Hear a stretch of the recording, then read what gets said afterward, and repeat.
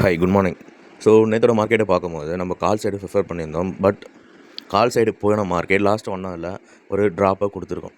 எப்போவுமே ஒரு கான்செப்ட்டை நம்ம புரிஞ்சுக்கிறோம். நீங்கள் அந்த சார்ட்டை எடுத்து பார்த்தீங்கன்னா 11 o'clock ஒரு செகண்ட் செஷன் சொல்லுவாங்க. First session, second session, third session.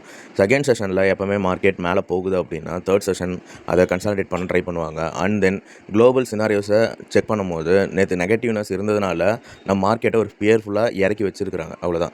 So இதெல்லாம் தாண்டி இன்றைக்கான மார்க்கெட் எப்படி இருக்கும் அப்படின்றத பார்ப்போம். டுடேயோடைய மார்க்கெட்டை நம்ம டேட்டா அனலிசிஸ்லேருந்து ஸ்டார்ட் பண்ணால் நம்மளுக்கு ஸ்ட்ரைட்டாகவே காலும் வந்திருக்கு. ஓகேங்களா, நம்ம இனி வந்து கால் சைட் தான் ஃபோக்கஸ் பண்ண போகிறோம்.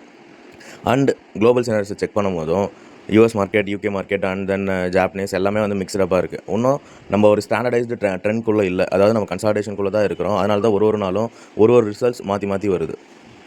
ஸோ நம்ம ஒரு ஸ்டாண்டர்டைஸ் ட்ரெண்டுக்குள்ளே இருக்கும்போது ஒரே பக்கம் நம்ம ட்ரேட் பண்ணுவோம். கால்னா கால், புட்னா புட் சைடு அப்படின்னு. நம்ம இப்போ கன்சாலிடேஷன் ஜோனில் இருக்கிறதுனால தான் ஒன் டே புட்டை ஃபோக்கஸ் பண்ணுறோம், ஒன் டே காலை ஃபோக்கஸ் பண்ணுறோம்.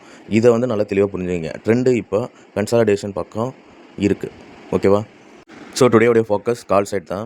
மார்க்கெட் ஸ்லைட்லி கேப் டவுன் ஆகுது குளோபல் சினாரியோஸை வச்சு அப்படின்னாலும் மார்க்கெட் திருப்பியும் ஒரு பவுன்ஸ் பேக் பண்ணுறதுக்கான சான்சஸ் இருக்கலாம்.